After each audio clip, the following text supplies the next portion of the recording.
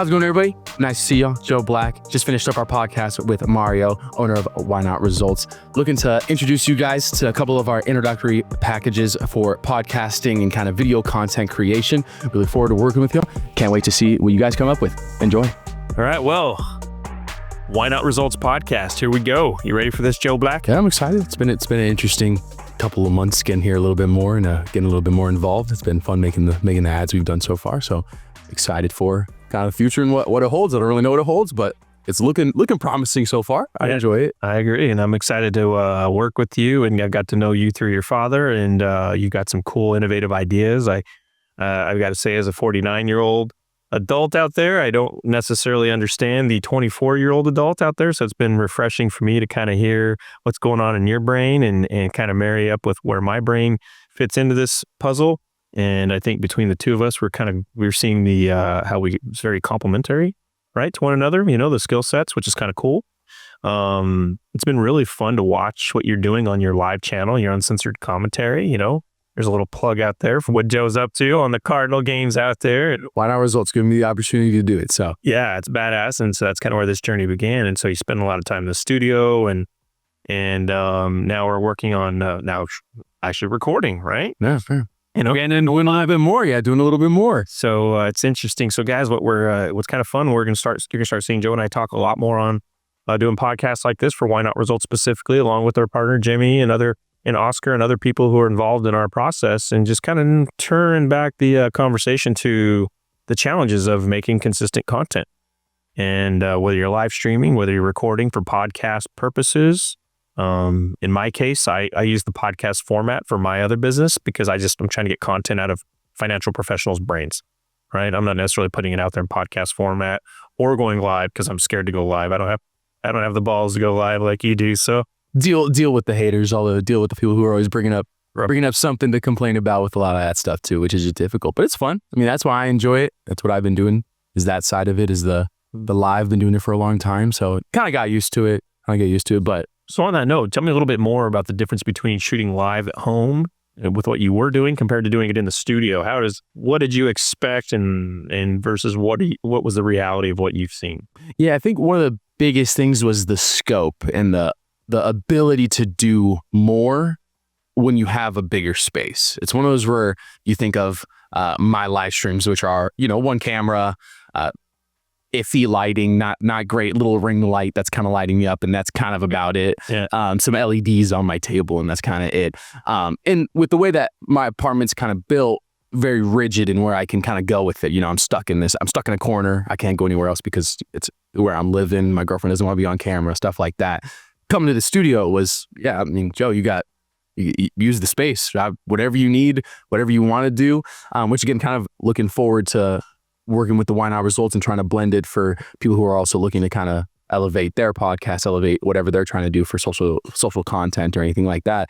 The opportunity to be able to have this big space and be able to put it up in a corner and then get a background and then get different colors and stuff like that. Like that was just something that I didn't recognize could play such a role, even just from two lights that light up your face. Like it's literally just one light in my apartment that's kind of at a weird angle, and it lights up half my face, so then only this side is lit up. So I think that was kind of the biggest thing, was just the ability to do more with just like a few more items, and being able to do that at the studio has been pretty astonishing. And then obviously with the live streaming stuff, when it came to my live streaming and gaming versus doing the sports, being able to line up 3 different cameras in 3 different spots is multiple people. Yeah, multiple people you in your game and good microphones and stuff like that. Like things that I was not that I wasn't like, it's not that I didn't understand those things, but I had never used them more than anything. Like I'd been around cameras with my dad working in IT, and had been around cameras with like college and at ASU, like filming stuff.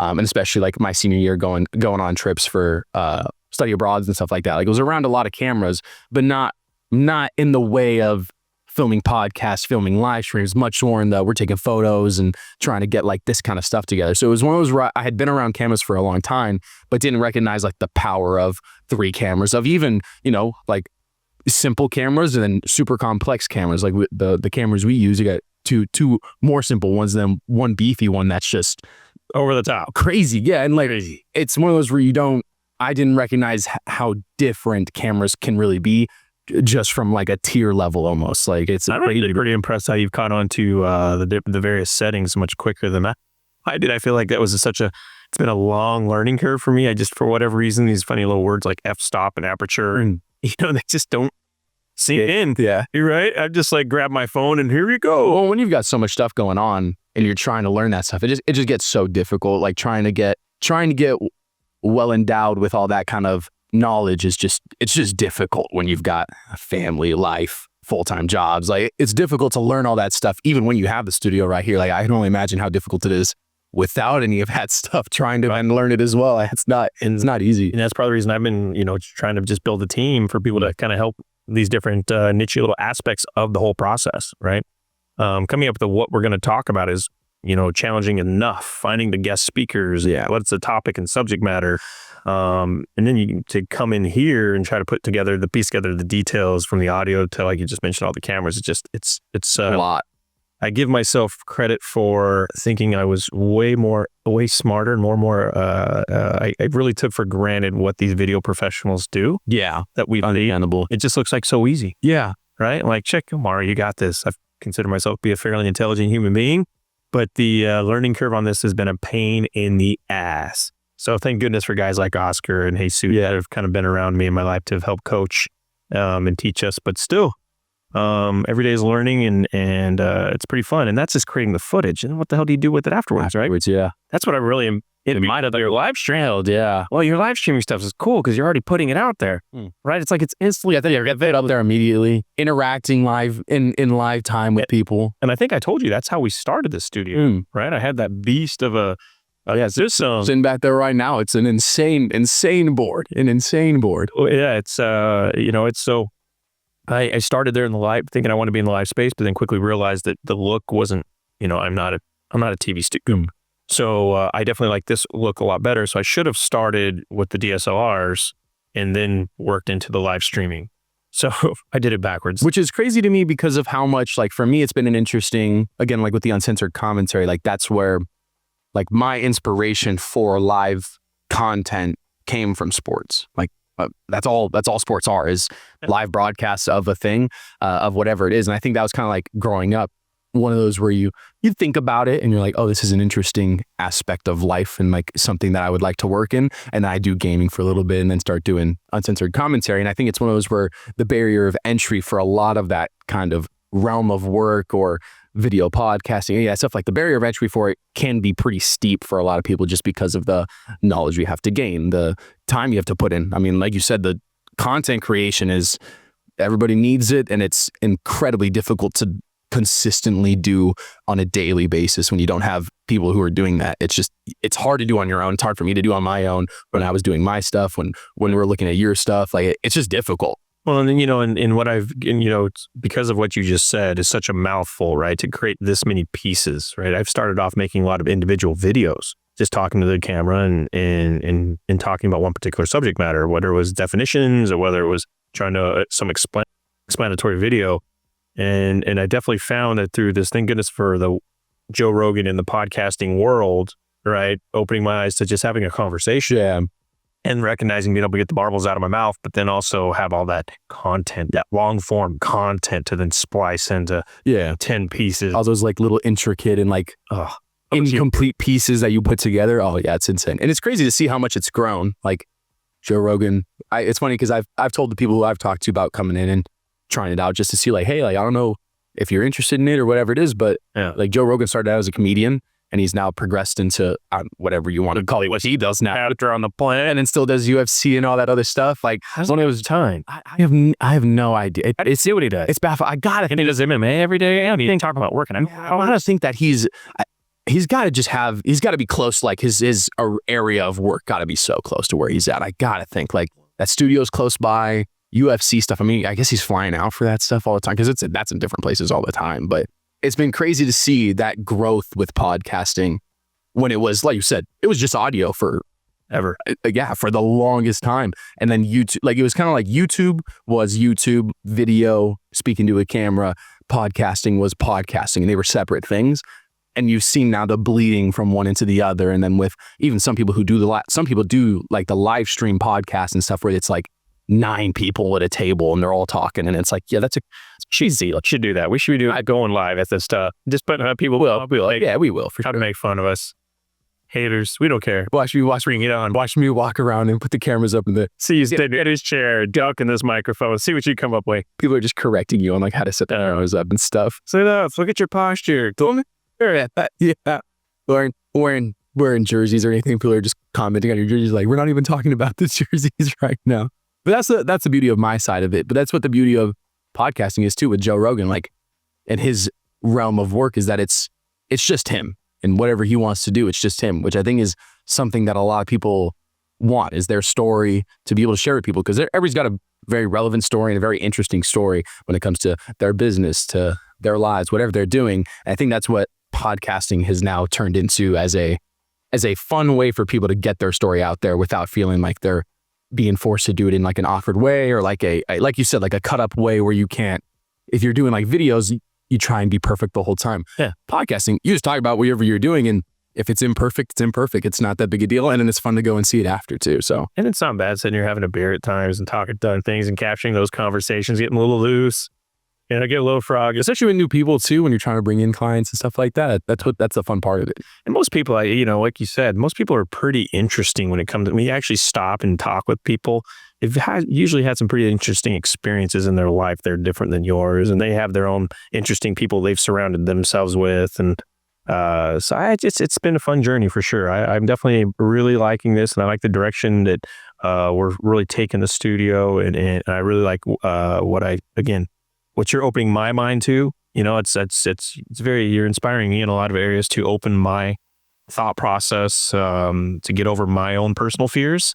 The whole live streaming thing. That's where I started, but I'm still not over that fear. It's still nerve-wracking. It's nerve-wracking every day. I do it too. Damn it, I'm doing it. Even when I go live with my gaming stuff, which I've been doing for however long, I'm still nervous. What are people going to say? Is it going to be good? Am I doing well enough? But one of those where, yeah, you just, with time, it gets easier and easier and easier. So let's get into shameless flood. We're doing pretty good here.